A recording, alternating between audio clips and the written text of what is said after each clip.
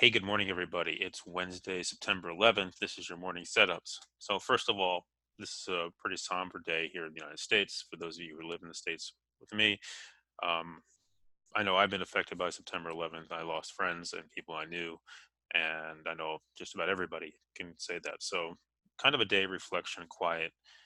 From a market standpoint, there's a lot of memorial services that take place. A lot of people in the markets lost people in the trade center on that day. So we'll keep an eye on that. Although markets are mostly quiet overnight, we've been a little bit of noise. China exempted about 25 items from their 25% tariffs. None of the farmers' items like soybeans and pork were on that. Trump is out gloating about it and also railing on the Fed to reduce interest rates to zero. And that's about it overnight. From an economic standpoint, today we get PPI before the market opens, wholesale trade at 10, and then the petroleum numbers, which everybody's going to be watching closely now with everything going on there. So those are some big numbers to watch here today as we go into the open this morning. So on the ES, you can see again, ES is acting well. I talk about this that, here you are, we broke out above this last Thursday on that gap, right? And now we have this very, very tight range. You can see it here, very, very tight. They're not willing to sell this market. There looks, we're seeing rotation. And, that's what this market's about, guys, is recognizing things change. We're seeing profit taking and reallocation of assets. Money's coming out of these high flyers, cloud computing, the IPO, all these names that have been running hot. They're taking money out and they're putting them into values and laggards, banks, energy, some of the pharma, biotech, uh, some of the Dow components that have been beaten up. So we're seeing a bunch of that happen here. And you see the ES here, how it's reacting very, very, very, very tight. No problems here. Look at the range, though. I mean, you can tell, right? It's got to break above here, this 29.88 to go. And that's really where you have to keep an eye on the ES. But it's consolidating, right? Consolidating nicely. So keep an eye on that. Crude could be a big influence. If crude takes off and energy stocks go, that could be an area that the market hasn't seen. We've seen the market stuck down here for a while. Remember this day, crude was breaking when Saudi Arabia stepped in and said they'll do whatever they need to do to stabilize the price of oil. Still don't know what that means, but it was enough that it got the market back up. They have continued to cut their production down. You can see crude now trying to rally as we come into today's number 1030, back quietly now above all the moving averages. Okay, did this back here and it failed. Did it back here and it failed. Did it here and it failed. But right now it's one of its longer rallies above it. So we'll see what that number does today. Bonds, again, fear coming out of this market continues to come in right now, trading right into this upper level area. If it loses this, and loses the 50-day here at 159, then we have, this move would then be invalidated. We'll see it come in further, right? Gold, very similar.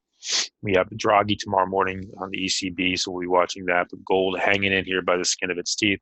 50-day right here, trying to hold this upper level. Couldn't hold 1,500. And Bitcoin, just kind of lollygagging around, nothing going on there. So today, from a perspective on the markets and sentiment, things have changed a little bit. So the market is slowly starting to heat up, and you can see this on the put to call. Put to call now, even with massive amounts of put buying on the indexes yesterday, starting to run hot here. Okay, not to the danger, too dangerous yet, but getting there, touching it. Need to be a little bit more careful. The oscillators are heating up. The NYMA, which tracks the New York Stock Exchange at 1 plus 140. We don't really truly worry till it gets over 200, but we do know it's running hotter and running almost as hot as it's run for the better part of this year. Other than back into last year, it's really struggled to get above this area at the very beginning of the year. NAMOT, which is tech, is surprisingly hot, given the sell-off that's been going on in there. And you can see this shot higher yesterday. That was kind of a big surprise there. And market breadth telling us that eventually this market's going to go.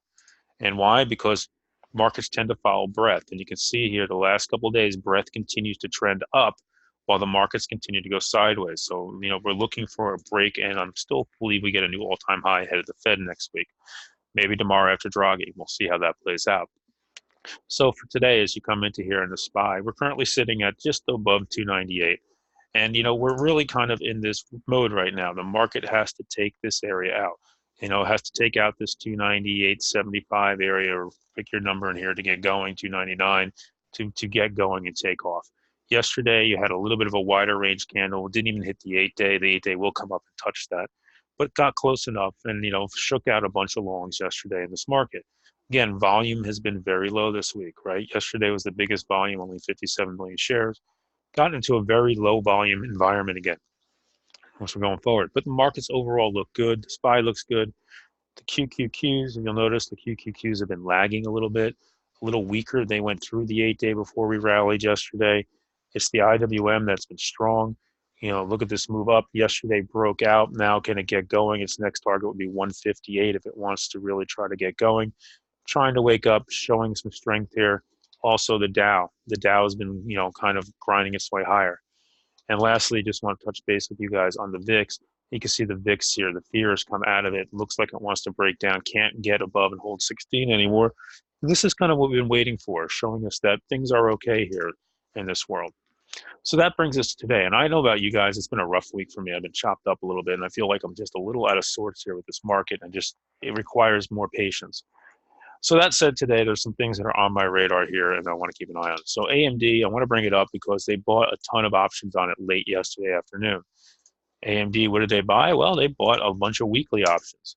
Typically a sign they're looking for something here to go. So AMD, look at the 30-50 calls and the 30s, right? We see 7,000, 8,000 of them. These were bought in small sweeps all afternoon. You know, we'll keep an eye on this one. If this one wants to wake up and go, it has room to run. It likes to bounce off the 100-day. And right now we know resistance is right around 32.20. So it's got up to $2 this thing can rally if it wants to go. Stay with the chip theme for a minute. Micron got an upgrade to a buy and a price target of 66 at Longbow. This is 3 days in a row Micron's gotten some type of action, a price increase, target increase or something. You'll see how it handles it. The last couple times it's done this, it's struggled and hasn't been able to go. All right, so we'll keep an eye on that, and we'll talk about NVIDIA. NVIDIA is trying to act better, definitely trying to wake up here, has this little area to go into through that gap fill to one up there. So definitely worth keeping your eyes on NVIDIA. I think it has room up to 196 if it wants to go. So a couple of the semis really trying to act a little bit differently here and a little bit more special, worth keeping our eye on. Boeing here on a daily chart. Why? Boeing is trying to go. Remember this big wide two-day move, and then it's been chopping around now for 2 weeks. Yesterday went right to it and stopped. If it can get above here, right, it's got room up to 384. That's where that gap is. You know, before that, if you want to, you could say, okay, maybe not quite that high, 375. But Boeing's got room to move today. We'll keep an eye on it after that big candle.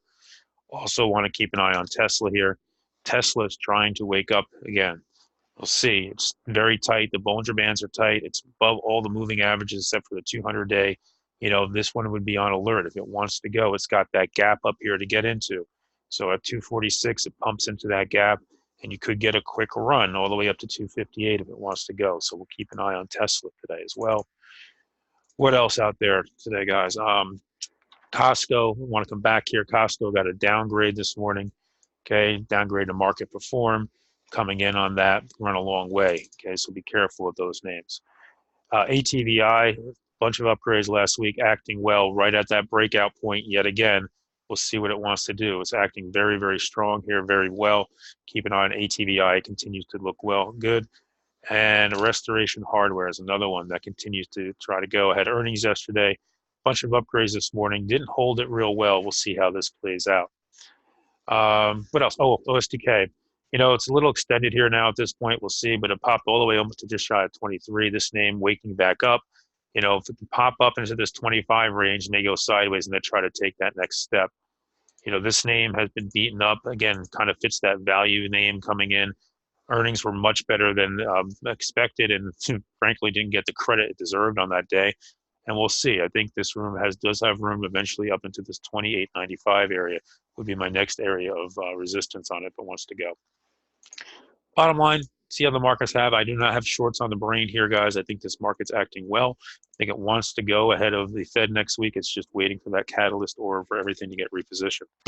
And lastly, energy names. If oil numbers are good, watch the energy names. I know they've gotten a little extended here, but these can run and take off. And that means sticking with the ones that have worked the best. Schlumberger has been strong. Nice move there. Cop, another one that's been strong, right? Stick with the ones that are working among the best here. Catch you guys all live, and everybody have a great day today, and I'll catch you shortly.